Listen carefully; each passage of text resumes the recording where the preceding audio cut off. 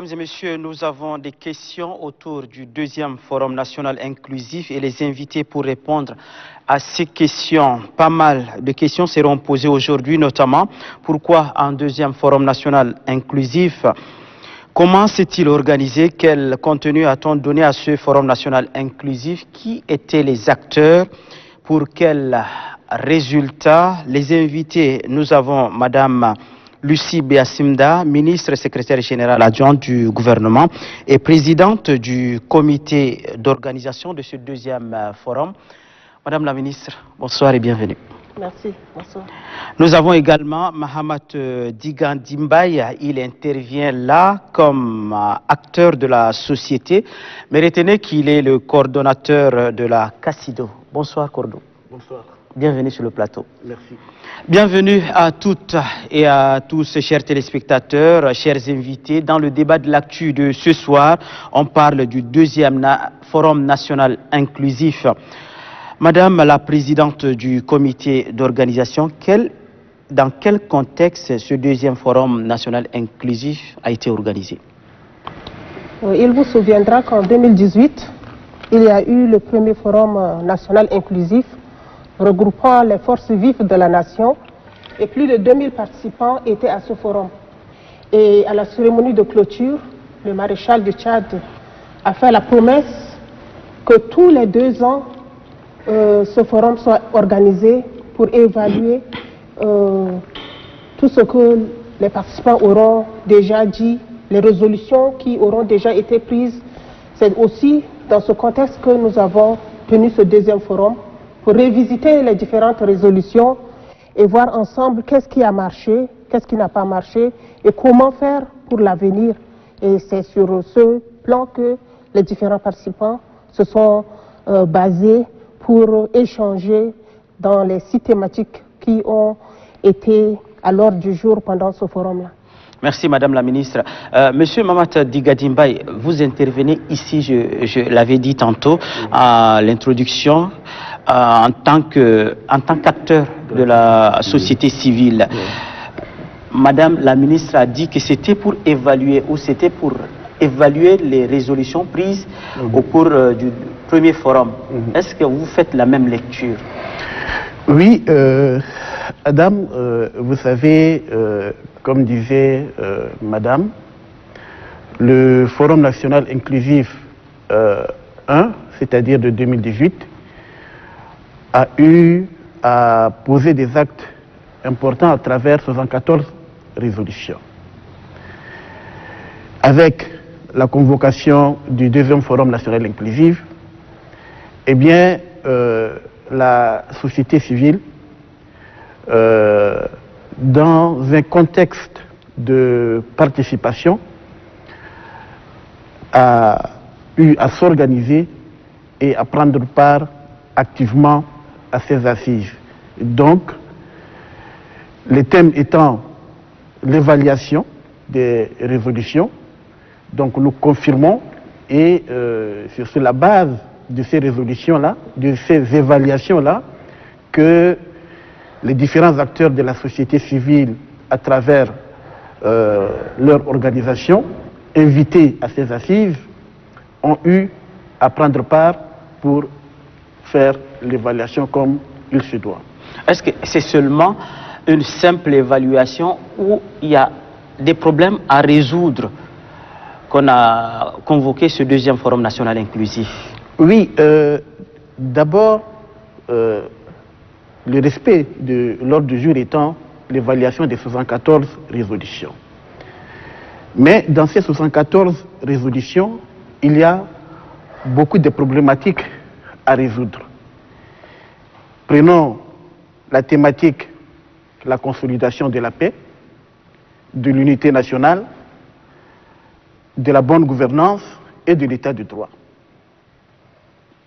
Cette thématique, par exemple, a apporté, la société civile a profité également de cela pour essayer d'apporter des analyses profondes, des analyses sérieuses et approfondies dans le cadre de la consolidation de la paix. Il y a également la forme de l'État. là également, nous avons eu également à apporter également des explications et des points de vue. Je pense que nous allons venir en détail. C'est-à-dire qu'il y a des manquements par rapport à ces différents points que vous venez d'énumérer?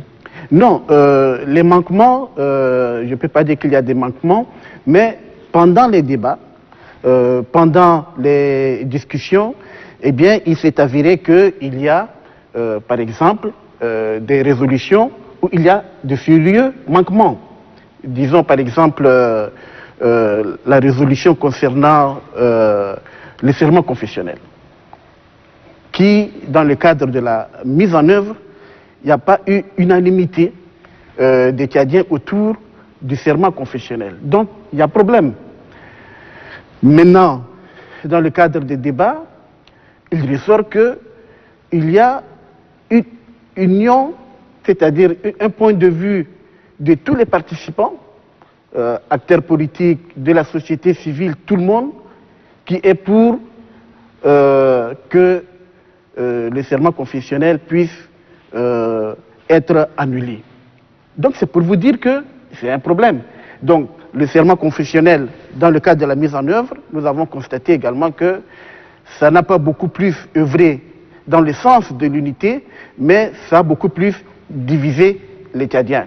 Donc c'est pour vous dire que c'est également des débats enrichissants autour du serment confessionnel, avec tant d'autres thématiques que nous allons revenir là-dessus, qui voilà, nous ont amenés à recadrer les choses et heureusement également pour tous les participants qui sont venus dans un sens d'œuvrer pour un devenir radieux de notre pays, dans un sens pour promouvoir, c'est-à-dire les valeurs de l'unité nationale.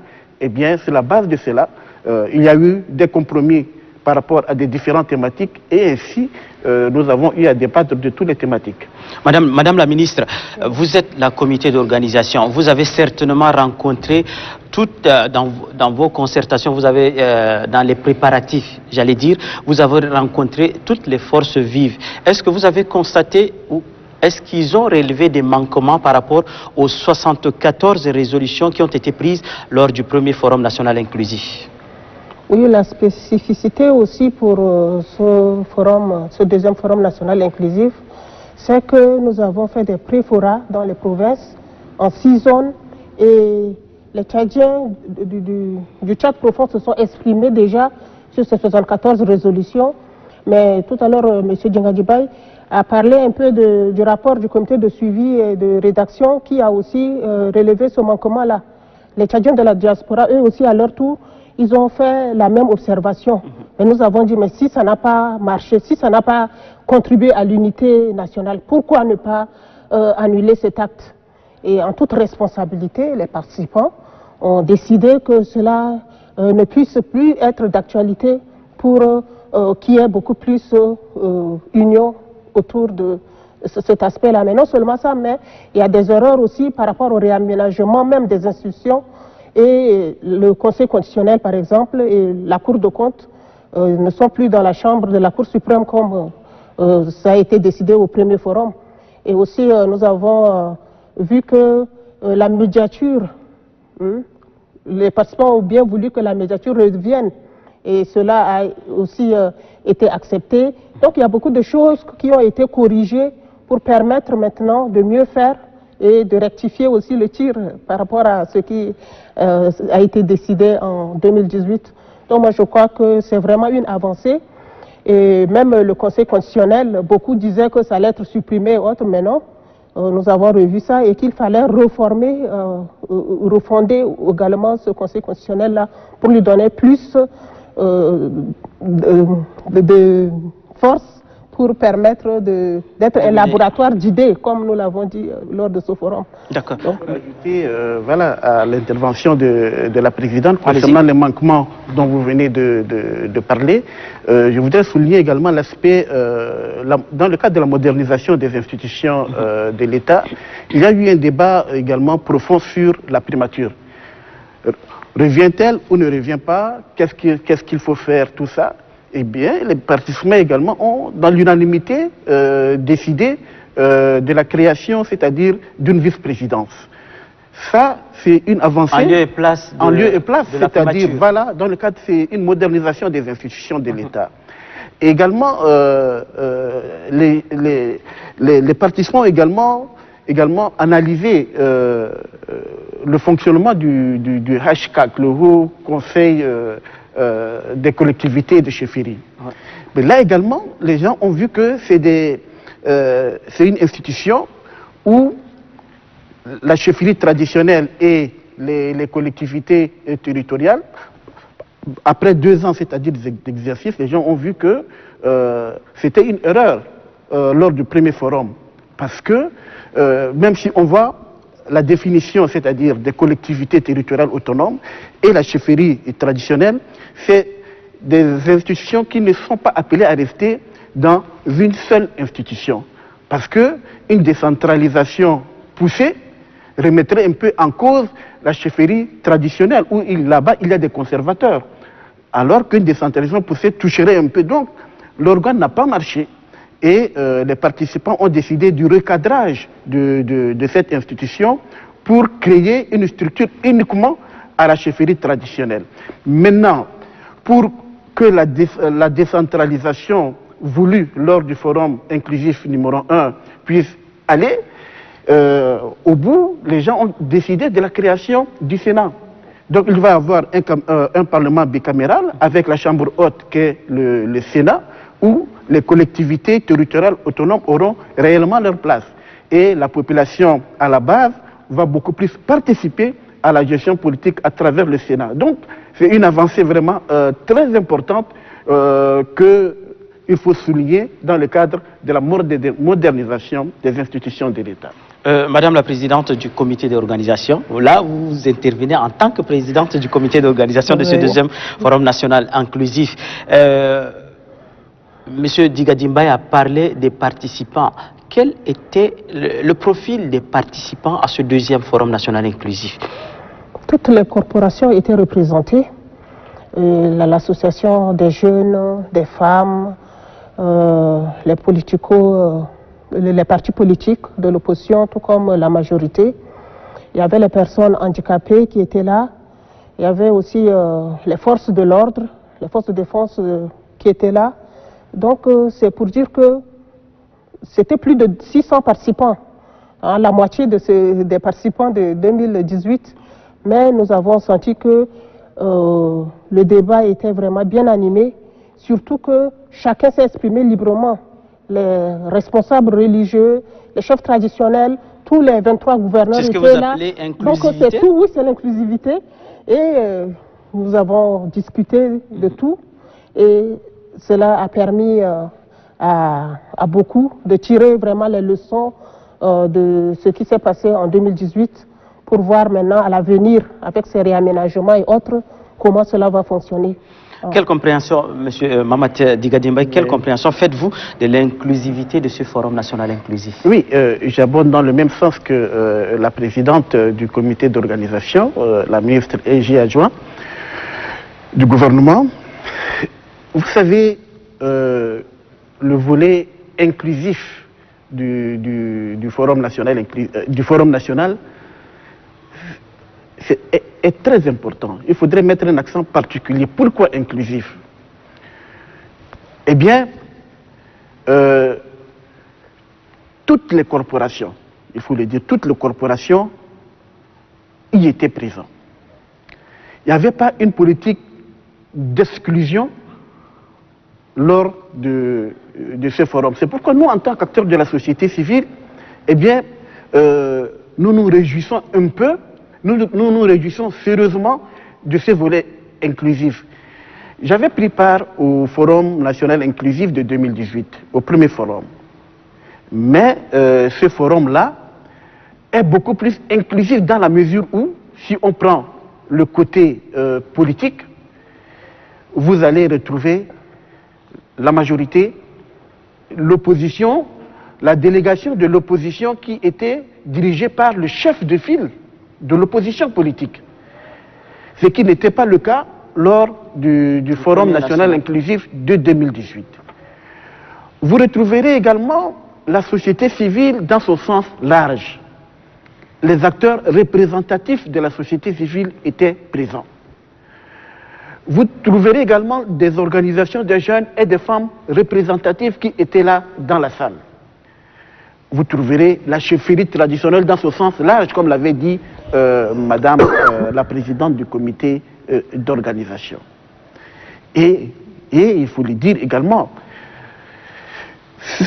cette partie inclusive s'est manifestée également dans la salle à travers la transparence des prises de position, à travers les débats beaucoup plus démocratiques et également des sujets non tabous qui ont été également touchés. Donc nous nous réjouissons. Je me réjouis parce que, en tant qu'acteur de la société civile, si le Forum national inclusif, comme dit son nom, le volet inclusif n'a pas été respecté, c'est l'occasion pour nous, eh bien, de remettre cela en cause. C'est l'occasion pour nous de dire non, le forum n'a pas été inclusif. Mais on se réjouit, en tant qu'acteur de la société civile, que le forum a été réellement inclusif et que le Tchad a été largement représenté et que les résolutions prises engagent le peuple tchadien parce que ceux qui étaient dans le forum étaient des représentants et des partis politiques et des associations et même les élus du peuple. Et même les élus du peuple, les députés étaient là, ils ont pris la parole. Donc franchement, nous sommes comblés et nous nous réjouissons que le forum a été réellement inclusif. Donc il est vraiment inclusif comme son nom l'indique. Comme son nom l'indique. Voilà. Ok, les travaux ont duré presque 4 jours, ou 4 jours même, pour déboucher à l'adoption de 28 résolutions. Il faut maintenant les traduire dans le fait. Quelle est la prochaine étape, Madame la Ministre? Merci. La prochaine étape, je crois que la Constitution va être aussi un peu révisée sur l'insertion, par exemple, de la vice-présidence, du Sénat, tout ça. Donc, le travail sera entre les mains de l'Assemblée nationale qui va examiner et déjà mettre en œuvre. Hein, parce que si ces résolutions ont été déjà prises, il faudrait bien qu'il y ait la mise en œuvre pour réévaluer prochainement. Hein, donc, je crois que, comme la plupart, même le président de l'Assemblée, il a assisté de bout en bout. Et tous les députés qui étaient là, donc je crois que cela va être mis en œuvre pour que nous puissions mieux regarder ce qui a été décidé par ces participants. La prochaine étape, M. Mamadou Digadimbaye, c'est de soumettre ces 28 résolutions à l'Assemblée nationale. Oui. Est-ce que la légitimité de l'Assemblée nationale n'est pas un problème? Cela ne freine-t-il pas le processus? Oui, importante question. Vous savez, c'est un débat qui vient chaque jour, la légitimité de l'Assemblée nationale. Ouais. Moi, je pense que à ce stade, il n'y a pas un problème de la légitimité de l'Assemblée nationale. Nous avons une Assemblée nationale qui est légitime, une Assemblée nationale où siègent toutes les représentativités politiques là-dedans, et une Assemblée nationale également qui a pour mandat, à travers une loi prise à l'Assemblée nationale, que l'Assemblée nationale, la législature actuelle, a pour mandat jusqu'à la mise en place d'une autre législature. Moi, je pense que c'est clair. Jusqu'à la mise en place d'une autre législature. Entre-temps, tout acte posé par l'Assemblée nationale est légitime. Donc c'est pour vous dire que il n'y a pas un problème de légitimité à poser par rapport à cela, parce que c'est cette même Assemblée nationale qui a légiféré dans le cadre des résolutions, des 74 résolutions du premier Forum national inclusif. La 4e République, c'est toujours cette Assemblée nationale-là. Et voilà, et cette Assemblée, le peuple lui donne encore sa confiance jusqu'à ce qu'il puisse avoir un renouvellement. Et le renouvellement, je pense qu'il y a un calendrier électoral qui est là. Après les présidentielles, il y aura les élections législatives. Donc, je pense, entre-temps, Pour éviter le vide juridique. Voilà, pour éviter tout vide juridique, je pense que l'Assemblée, elle est là. Elle est légitime. Ok, Madame la Ministre, certainement, vous aussi, vous allez me confirmer que l'Assemblée nationale est encore légitime. Oui, jusqu'à ce qu'une autre Assemblée soit mise en place. Elle légifère, donc elle continue à faire son travail. Et on ne peut pas laisser un vide juridique parce qu'il n'y a pas... leur mandat a été prorogé. Donc, merci pour ces éclairages parce que tout le monde pose cette question. Ils ne sont plus, que les députés ne sont plus dans le cadre de leur mandat. Merci surtout pour ces éclairages. Est-ce que vous pouvez nous présenter brièvement les 28 résolutions prises lors de ce Forum national inclusif 2? Ok, je crois que d'une manière générale, ces résolutions, comme nous avons dit, concernant la forme de l'État, en tous les six thématiques, et on a dégagé que la création du Sénat est là, la création de la vice-présidence également, mais nous avons aussi vu le réaménagement de certaines institutions, surtout la modernisation, tout en tenant compte de la Cour de compte qui est revenue. Il y a aussi le Conseil constitutionnel, oui, et nous avons également, d'une manière générale, pris en compte toutes les préoccupations des participants, surtout quand il est question de voir la question de la jeunesse et des femmes, par exemple.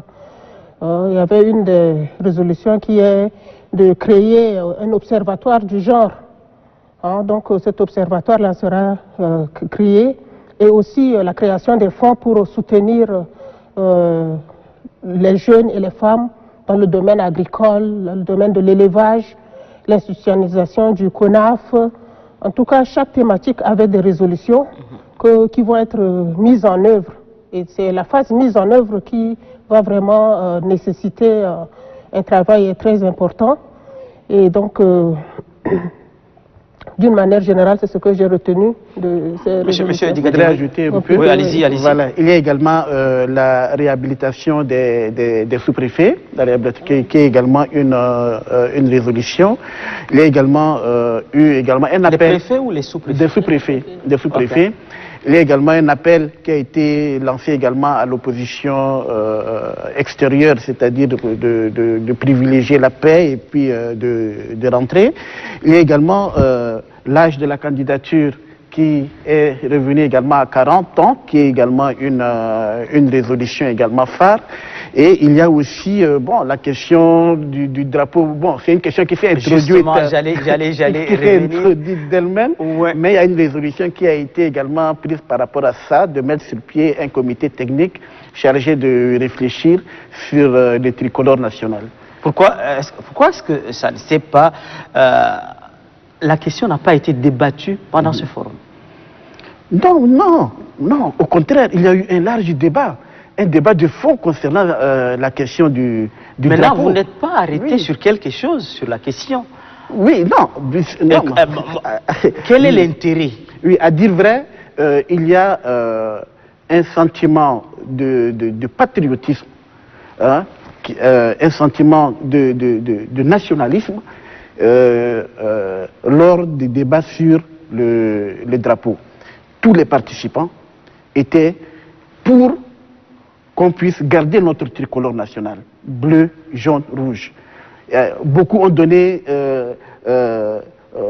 ont demandé à ce que les gens puissent réfléchir, mais le forum ne va pas être compétent pour changer le tricolore national.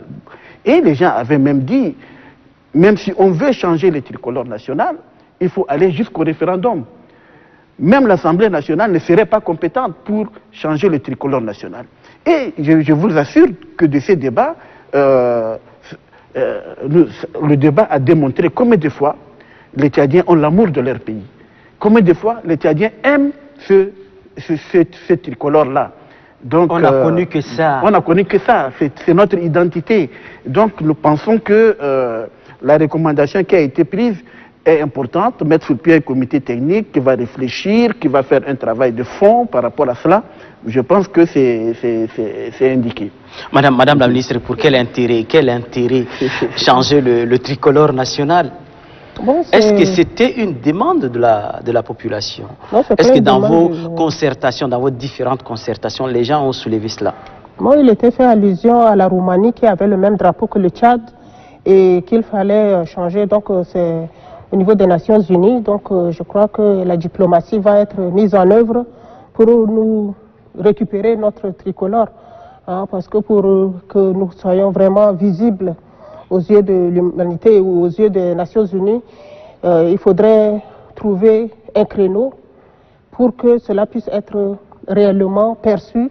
Et nous avons aussi constaté que ce drapeau, même si la Roumanie a la couleur bleu, jaune, rouge, c'est peut-être l'un des pays mettre sur la forme verticale ou horizontale. Et on sait que la forme inversée, on garde toujours, comme le comité va être là pour réfléchir et aussi voir avec la diplomatie, nous on attendra vraiment ce qui va être sorti de là. Mais nous sommes jaloux de nos tricolores et nous préférons même les garder comme ça. On n'a que ça. Oui.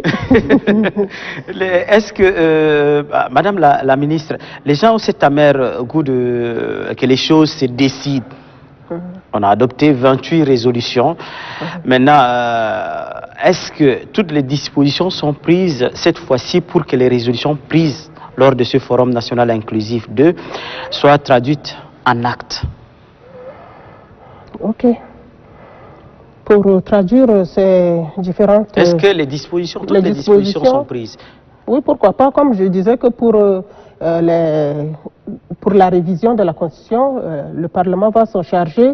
Également, les différents ministères qui étaient là. Je crois que tout ce qui concerne la femme, la jeunesse, les différents chefs de département étaient là. Et eux, c'est aussi à leur niveau de voir ce qu'il y a lieu de faire pour que cela puisse être mis en œuvre. Et nous aurons souhaité qu'il y ait un comité de suivi de ces recommandations-là, ces résolutions-là. Et cela permettra déjà de suivre. Et nous sommes donné rendez-vous dans 3 ans pour évaluer ces 28 résolutions. Donc c'est pour dire qu'il y a toujours cet exercice-là qui va se faire et de voir qu'est-ce qui a été fait, qu'est-ce qui n'a pas été fait après 3 ans. Donc cette volonté politique est déjà là et le maréchal l'a déjà affiché. Donc c'est à l'ensemble des membres du gouvernement de voir ensemble quel plan d'action faire pour que cela puisse être mis en œuvre. Et le ministère secrétaire général du gouvernement, qui est chargé aussi des réformes institutionnelles, va aussi s'y mettre pour de temps en temps faire recours aux différents ministères pour voir l'état d'avancement de tout ce qui a été décidé lors de ce 2e forum national. En tant qu'acteur de la société civile, ces résolutions ont été prises. Madame la ministre nous rassure que des dispositions ont été prises ou sont prises pour qu'on les traduise en actes. Est-ce que vous, en tant qu'acteur de la société civile, vous ne souhaitez pas que ceux qui n'ont pas pris part à ces assises soient impliqués?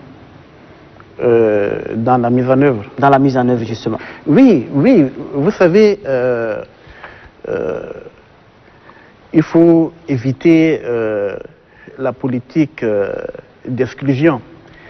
Et je pense que cette politique d'exclusion n'a jamais existé. Contrairement, il y a des gens qui eux-mêmes s'auto-excluent. Voyez-vous, des gens s'auto-excluent. Donc, nous pensons, pour l'amour de ce pays en tant qu'acteurs de la société civile, nous demandons à tout le monde, ceux qui ont pris part ou qui n'ont pas pris part, de faire de ces 28 résolutions leur résolution dans le cadre de la mise en œuvre.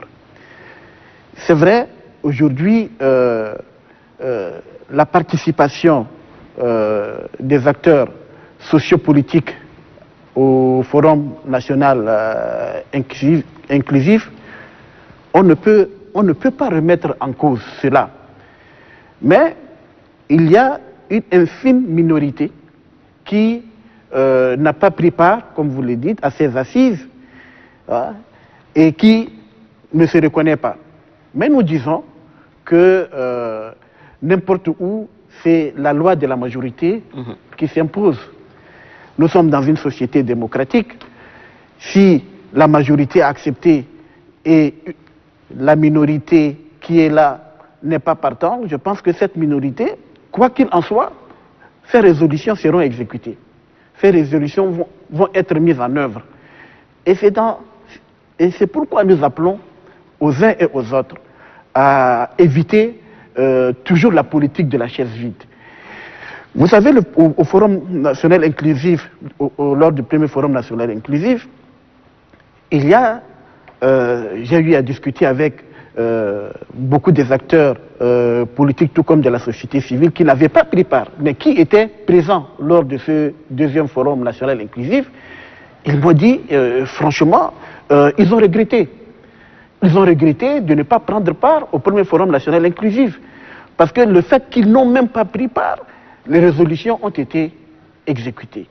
Et aussi, même ceux qui actuellement n'ont pas pris part, leur voix, toutes leurs préoccupations ont été prises en compte par ceux qui étaient dans la salle. Je prends l'exemple du chef de file de l'opposition, que j'apprécie son intervention dans la salle, et également de quelques partis politiques de l'opposition, que j'apprécie leur intervention dans la salle. Ils ont pris les préoccupations même de leurs collègues qui n'étaient pas dans la salle. Selon vous, M. Digadi Mbaye, oui. Qu'est-ce qui a dérangé cette minorité, ou qu'est-ce qui dérange cette minorité à ne pas prendre part à ce forum? Oui, la question est très simple. Je pense que ils sont bien placés, c'est-à-dire pour répondre à cette question. Mais nous pensons que, nous, en tant qu'acteurs de la société civile, nous pensons que c'est une faute grave de cette minorité de ne pas prendre part à ces assises, dans la mesure où, au niveau du comité d'organisation, si vous lisez les attributions du comité d'organisation que nous avons eu également à lire, aucune frange n'est exclue. Aucune frange n'est exclue. Donc, et peut-être la présidente du comité d'organisation est bien placée pour vous dire, eh bien, toutes les couches ont été invitées. Mais si, par rapport à ça, d'aucuns refusent de venir, est-ce que vous voulez que le forum ne puisse pas avoir lieu? Le forum va toujours avoir lieu. Merci, voilà. M. Digadi Mbaye. Madame la présidente du comité d'organisation, est-ce que cette minorité qui n'a pas pris part aux assises du deuxième forum national inclusif n'a pas été conviée? Oui, il est vrai que nous avons, au niveau du comité d'organisation, ce n'est pas nous qui avons normalement listé les participants. Il y a le chef de file, si c'est les partis politiques, il y a le chef de file de l'opposition et le chef de file de la majorité. Nous leur avons laissé librement le choix de nous recenser les partis politiques qui vont être présents au forum. Et beaucoup sont encore venus. Ils insistaient pour être là. Mais c'est aussi le nombre de places qui était aussi limité. Et ceux qui ont délibérément pas voulu, ou bien ils sont dans un cas où ils veulent s'opposer toujours à tout ce qui se passe, bon, nous les observons également. Nous n'avons pas le choix. Nous ne pouvons pas aussi les imposer à être là. Mais c'est aussi leur opinion. Ils l'ont exprimé et nous l'avons suivi.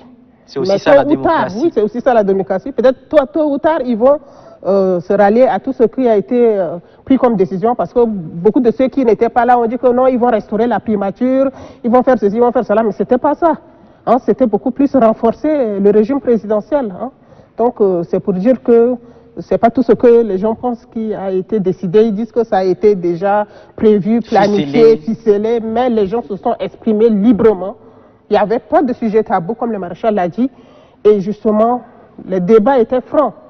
Et nous avons constaté cela, et rien que ce qui a été débattu, c'est de ça que les résolutions sont sorties. Nous n'avons pas inventé quelque part, nous n'avons pas sorti d'un tiroir pour mettre ici, mais c'était vraiment la volonté de ceux qui étaient même de la diaspora, qui n'ont pas pu venir à cause de Covid-19, qui nous ont envoyé leurs contributions, en tout cas tous les Tchadiens qui aiment leur pays et qui veulent que le Tchad avance, étaient là au rendez-vous.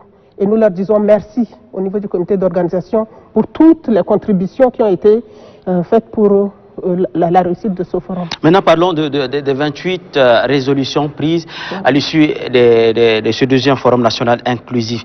Beaucoup de gens ne croient pas à la mise en application ou la mise en œuvre de ces résolutions. Est-ce que c'est pas un problème de confiance?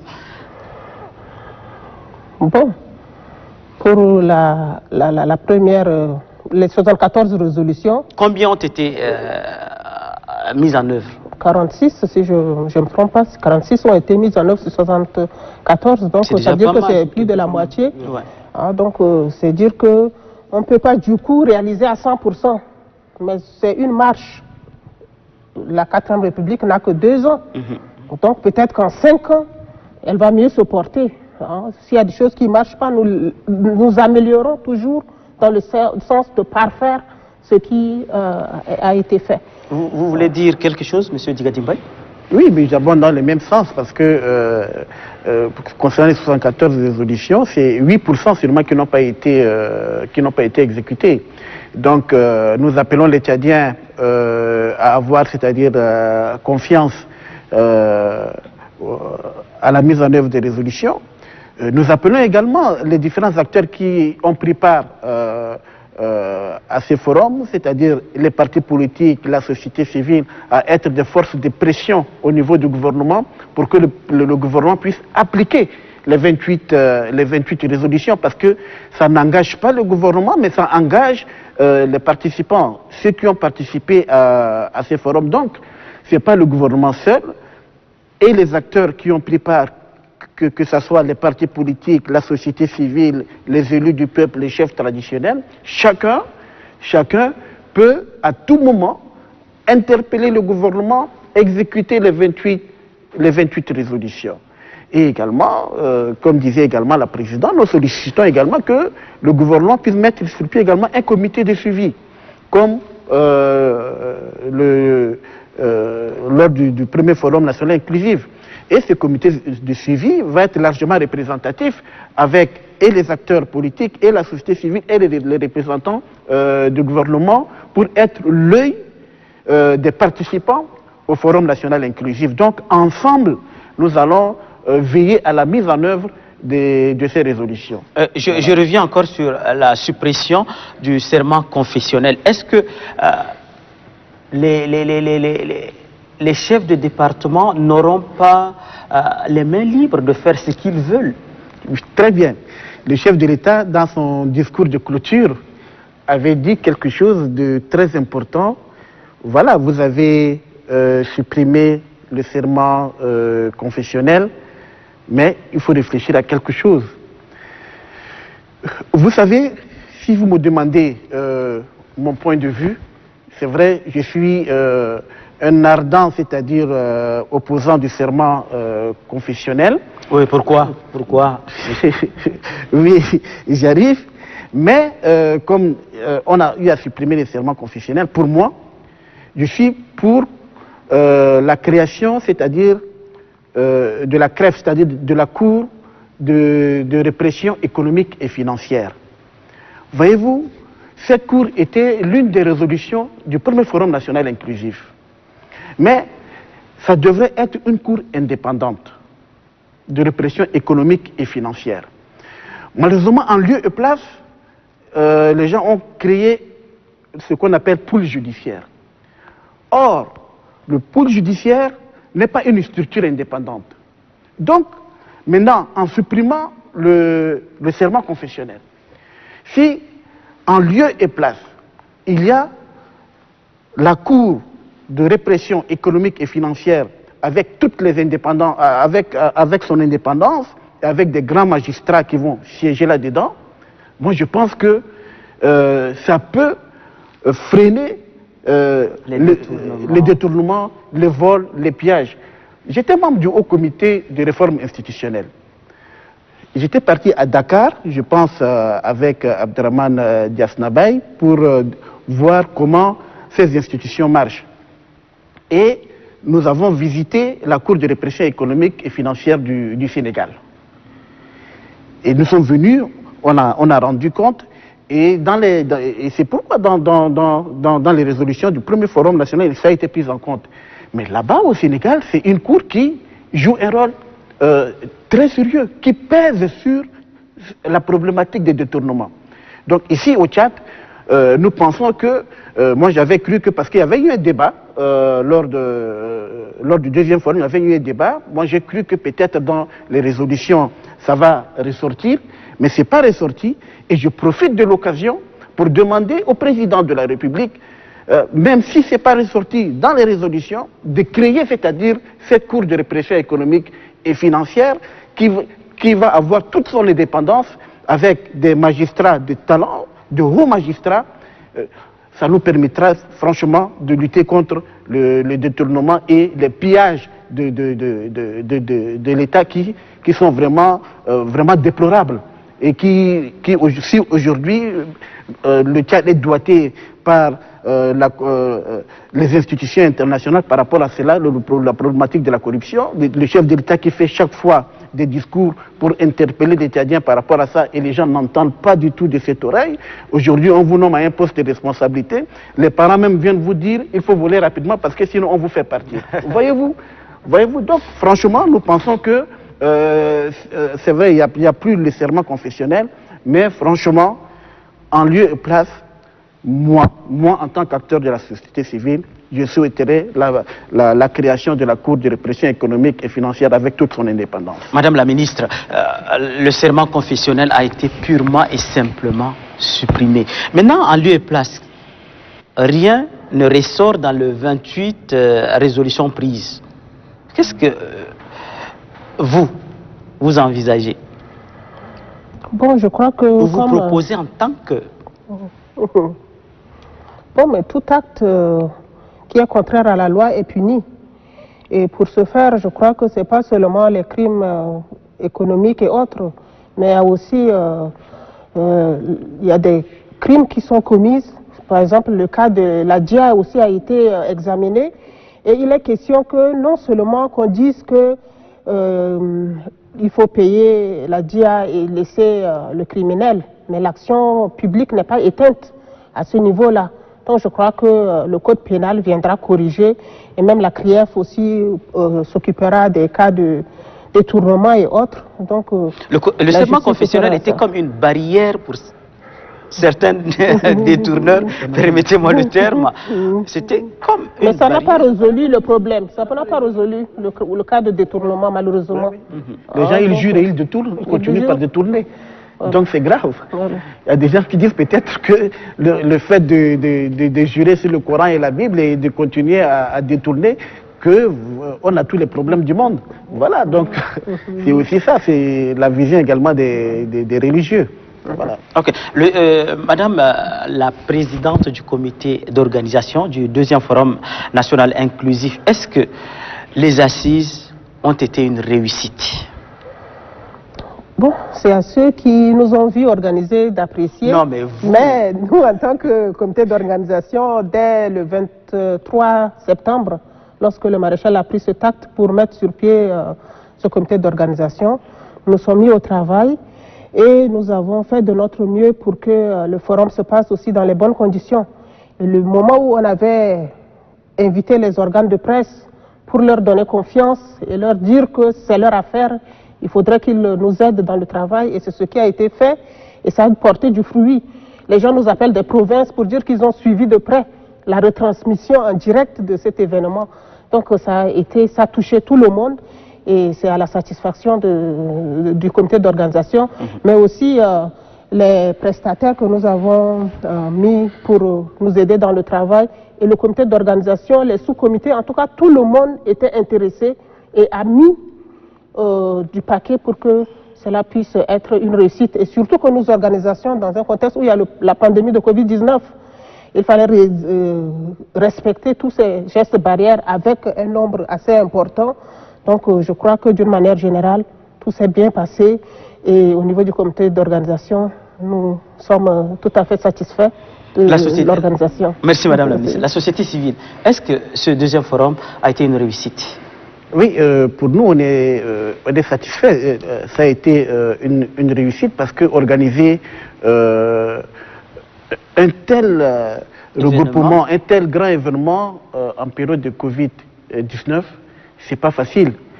Pour ceux qui étaient dans la salle, ils ont vu comment il y a une police Covid qui fait le tour, c'est-à-dire de la salle, et également le respect de la distanciation. C'est vrai, les gens ont tout fait pour mettre de la rigueur dans le respect de la distanciation.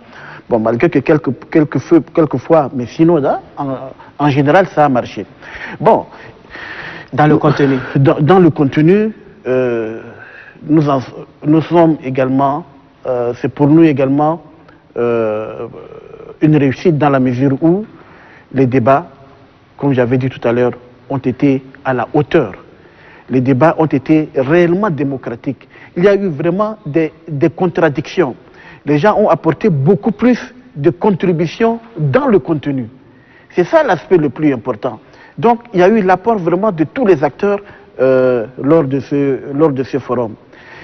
Comme j'avais dit, j'avais pris part également au premier forum, mais j'ai dit que ce deuxième forum a beaucoup plus réussi dans le cadre organisationnel que le forum numéro 1. Donc, voilà. Vous voulez dire que le premier forum a servi de galop d'essai? Bon, le galop d'essai, comme peut-être 3 ans après ceux qui vont participer au troisième forum, peut-être il y aura une nette amélioration également par rapport également à ce deuxième forum inclusif. Donc je pense que nous nous réjouissons dans la mesure où la participation était vraiment à la hauteur. Et est-ce que nous sommes dans la bonne voie? Vous savez, sans risque de me tromper, je vais dire que nous sommes dans la bonne voie. Nous sommes dans la bonne voie dans la mesure où tous les Tchadiens sont déterminés à mener le Tchad, le train Tchad vers le cap de la modernité. Tous les Tchadiens sont décidés à mener, c'est-à-dire le train Tchad vers un pays où il fera bon vivre à travers les interventions des uns des autres. Je pense que je suis rassuré de l'avenir de notre pays en écoutant les uns les autres. Je suis fier que le Tchad de demain, que la jeunesse d'aujourd'hui qui est en train de s'affirmer, que les femmes qui sont en train de s'affirmer, eh bien, le Tchad de demain sera un Tchad où les jeunes, les femmes sauront comment le mener. Et aussi, il faut le dire, que nous avons un chef d'État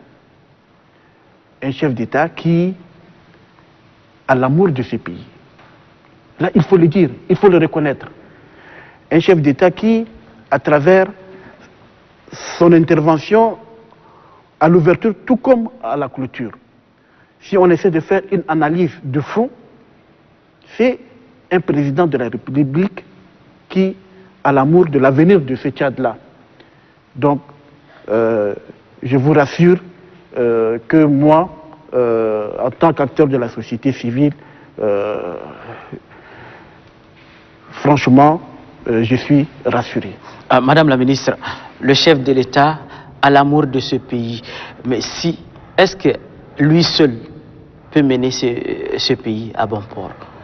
Bon, si je me souviens également de son discours de clôture, pour le paraphraser, il disait que le devenir de notre pays passe inéluctablement par la concorde nationale.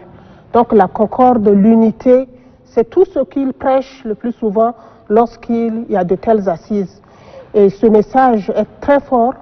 Et pour nous, les Tchadiens, c'est l'occasion de saisir cette opportunité. De dire que quand la population est consultée pour des grandes décisions, c'est quand même cette confiance-là que nous devons maintenir. Les femmes, les jeunes, les personnes handicapées, les vieillards, en tout cas tout ce qui est tchadien doit connaître que notre place est quelque part pour le développement de notre cher pays. Et ensemble, hein. Le chef, lui, il dirige, mais c'est la population aussi qui est là pour les responsables qui sont là également pour exécuter tout ce qui a été décidé. Donc il a besoin de tout le monde. De tout le monde, pour l'accompagner. Disons que vous avez vu que le groupe politique qui était là, et ils ont accepté la politique de la main tendue du chef de l'État, hein, bien qu'ils étaient hors du pays pour des raisons politiques, mais ils sont revenus à la légalité.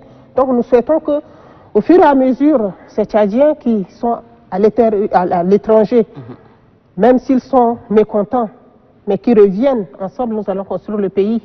Et le Tchad a toujours besoin de ces enfants pour prôner l'unité, la concorde et surtout le développement de notre cher pays. Vous avez un dernier mot à dire, Madame la Ministre?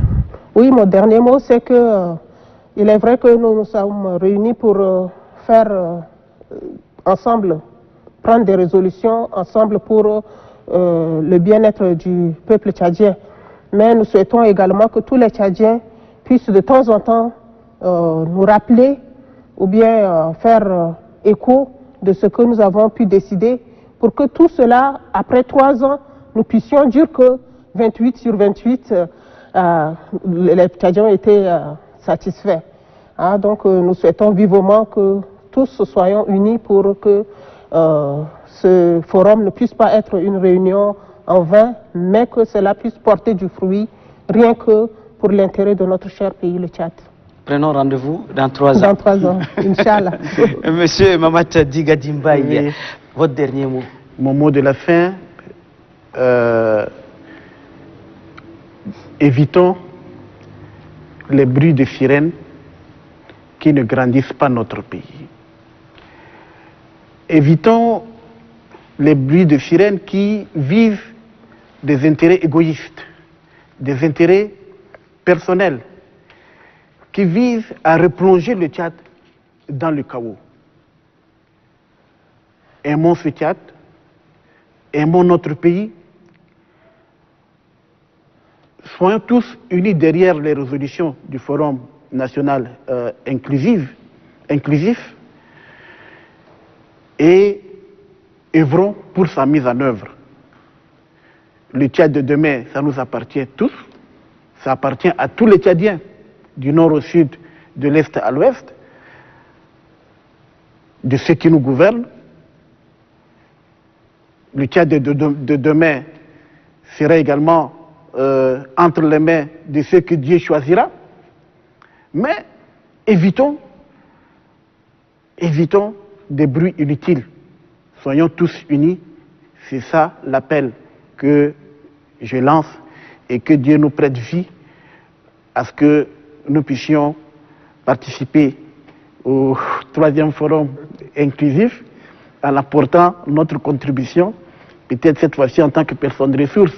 Voyez-vous, donc voilà, c'est les derniers mots que j'ai à dire à tous ceux qui nous suivent. Merci, M. Mahamat Digadimbaye. Chers téléspectateurs, 52 minutes se sont écoulées, le temps nous fait défaut. Merci, chers invités. Merci, Madame la ministre, secrétaire générale adjointe du gouvernement, Madame Lucie Beassimna. Merci d'être venue.